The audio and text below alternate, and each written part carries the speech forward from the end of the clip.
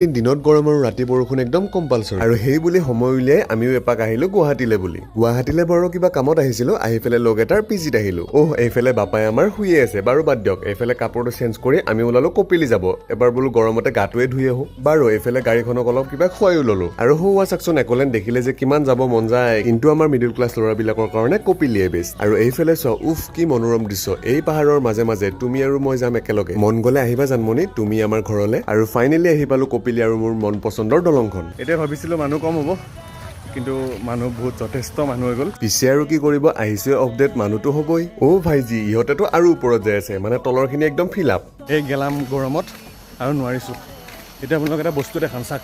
এইটো মানে natural drinking water system, একদম মেঘালয় পাহাৰৰ পৰা ইয়াতে নামি আহিছে। ভাবিছিলো পানীটো নালাৰো বুলি, কিন্তু পানীটো ইমানে শীতল যে ইয়াক নালাৰি থাকিব নোৱাৰিলো। ইয়াৰে পানীৰ মাত শুনিয়ে মোৰ ঠাণ্ডা লাগি গ'ল। আৰু এতিয়া আমি গা ধোৱা আজিলে বাই।